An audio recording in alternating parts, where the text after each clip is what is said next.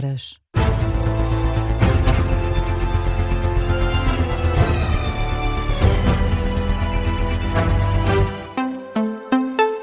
As notícias com Beatriz Félix. Boa noite, vamos às notícias na Rádio Observador. Donald Trump diz que os trabalhos no Irão estão quase terminados, mas não anuncia o fim da guerra e diz que os Estados Unidos vão atacar o Irão com extrema força nas próximas 2 a 3 semanas. O que fica, aliás, do discurso de Donald Trump, que estava agendado para esta noite. Aconteceu quando os relógios em Lisboa batiam as 2 horas da manhã. Um discurso que durou quase 20 minutos, em que Trump não acrescentou muito de novo em relação àquilo que tem vindo a dizer sobre o rumo da guerra, nomeadamente no que diz respeito aos alvos atingidos e aquilo que considera ter sido uma mudança no regime iraniano com o fim do Ayatollah e com o dizimar da Marinha e também da Força Aérea do Irão. O presidente dos Estados Unidos diz então que vai continuar a bombardear o Irão nas próximas semanas, incluindo as instalações elétricas, isto se o Irão não fizer cedências. E Donald Trump fala também no Estreito de Hormuz. Diz que vai reabrir naturalmente mal a guerra termine. Trump volta a mencionar o Estreito sobre o impacto que teve na inflação, os preços da energia que vão cair rapidamente depois da reabertura automática do Estreito de Hormuz e que os preços dos bens essenciais vão também voltar ao normal. Trump diz que está a fazer o que nenhum outro presidente quis e que nunca na história da guerra um inimigo sofreu perdas em larga escala tão claras e devastadoras. Diz que nas próximas 2 a 3 semanas o ataque ao Irão vai ser extremo e forte. E na análise, a especialista em relações internacionais, Helena Ferro Gouveia, diz que Donald Trump fez bem em falar aos americanos que até agora ainda não tinham informações suficientes sobre a guerra. Sobre os prazos, as 2 a 3 semanas apontadas por Donald Trump, Helena Ferro Gouveia diz que é difícil prever e validar essa informação. A verdade é que nós não sabemos, ou ninguém saberá muito bem a extensão destas tais, portanto, cidades de produção de mísseis, qual é a verdadeira dimensão deste míssil balístico e, sobretudo, o mais difícil é a questão nuclear e daí Donald Trump dizer que vai destruir o máximo possível destes alvos militares. E importa dizer que este conflito tem sido focado exclusivamente em alvos, portanto, militares, e isso tem sido bastante claro também. Agora, se isto vai demorar 2 a 3 semanas, é muito difícil prever agora, portanto, o que é que vai acontecer. É a análise feita por Helena Ferro Gouveia sobre uma possível saída dos Estados Unidos da Aliança Atlântica. A especialista em relações internacionais diz que acha pouco provável, até pelas diretrizes que existem na NATO. Mas essa é uma decisão que ainda deverá ser tomada e na próxima semana Donald Trump tem já encontro marcado com o secretário-geral da NATO na Casa Branca, isto depois de ter dito que está a ponderar a saída dos Estados Unidos da Aliança Atlântica devido à falta de apoio dos aliados na guerra contra o Irão. O presidente norte-americano reúne-se com Mark Rutte em Washington, D.C. A data é na próxima semana. E na Indonésia foi sentido um sismo de magnitude 7.4. De acordo com o Serviço Geológico dos Estados Unidos, o abalo foi registado quando em Portugal se registavam as 23 horas e 48 minutos.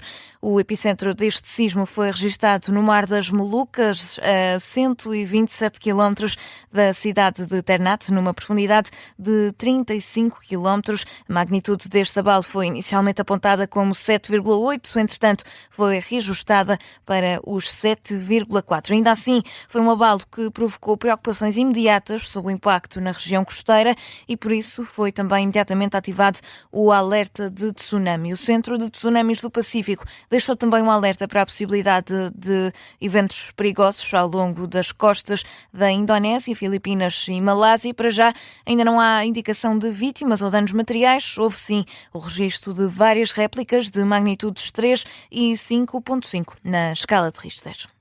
E já estão no espaço os tripulantes da missão Artemis 2. Foi lançada a nave espacial Orion mais de 50 anos depois da última ida à Lua, 4 astronautas vão entrar em órbita nos próximos 10 dias, numa operação histórica e que serve de preparação para que o homem volte a lunar, desta feita em 2028. Em Lisboa, os relógios marcavam as 23 horas e 35 minutos, quando arrancou a nave espacial da NASA. Vamos ouvir agora esse momento que foi acompanhado em direto aqui na Rádio Observadores. Vai descolar. Vai descolar, né? Vamos ouvir. Vamos ouvir então. Ora bem, vamos lá ver se tudo corre bem então. Olha, já estão os motores a ligar, exatamente. Ele tem 6 motores, tem 4 no andar principal e mais um motor em cada um dos propulsores auxiliares. Ok, ligou agora, cá estão eles a funcionar. Portanto, 4 mais 2. Acaba de ser lançada esta exatamente. nave. O SLS acaba de ser lançado, cá está. É de facto um lançamento espetacular. Portanto, cá vai ele. E agora, o que é que vai acontecer? Ora bem, vamos descrever o que é que vemos na imagem. Vemos aqui uma chama gigante pelos céus dos Estados Unidos.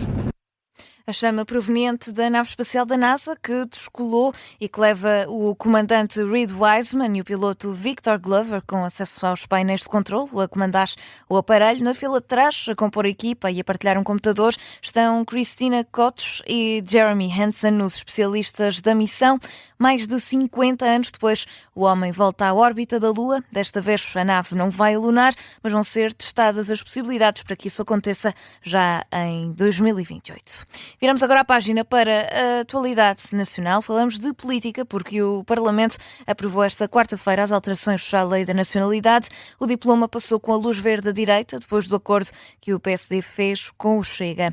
O PS está a ponderar pedir ao Tribunal Constitucional a fiscalização da perda da nacionalidade como pena acessória no âmbito da nova Lei da Nacionalidade. Uma declaração do vice-presidente da bancada do PS, depois da direita ter aprovado um novo diploma de alteração ao Código Penal. O futuro deste diploma está nas mãos do Presidente da República, mas Pedro Delgado Alves afirma que o Partido Socialista vai analisar o resultado final do decreto, independentemente da decisão de António José Seguros. E depois do chumbo do Tribunal Constitucional, à primeira versão do texto, a direita espera desta vez que o diploma siga avante.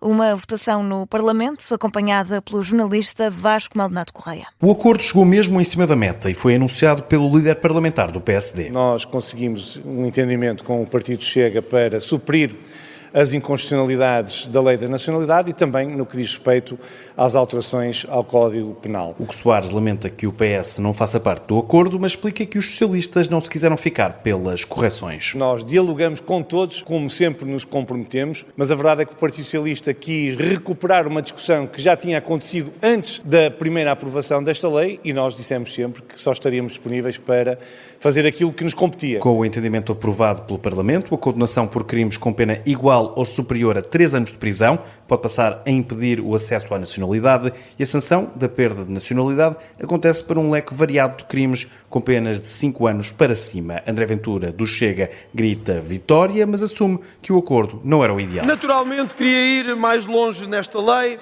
mas entendemos que a democracia é mesmo assim. Entendemos que chegar a um consenso nesta matéria era melhor que não ter nenhuma lei da nacionalidade. Já o socialista Pedro Delgado Alves avisa que o Tribunal Constitucional ainda pode levantar problemas em relação à sanção da perda de nacionalidade. Parece que há passagens do acórdão que não leram ou que preferiram ignorar. O problema mantém-se e a solução que apresentam não é solução para parte dos problemas identificados. Com a maioria de 2/3, o Parlamento pode reconfirmar a lei, mesmo que volte a esbarrar no Tribunal Constitucional. André Ventura pede sensibilidade para que isso não tenha de acontecer. Quis trabalhar para que as instituições possam colaborar melhor. Conseguimos fazer isso.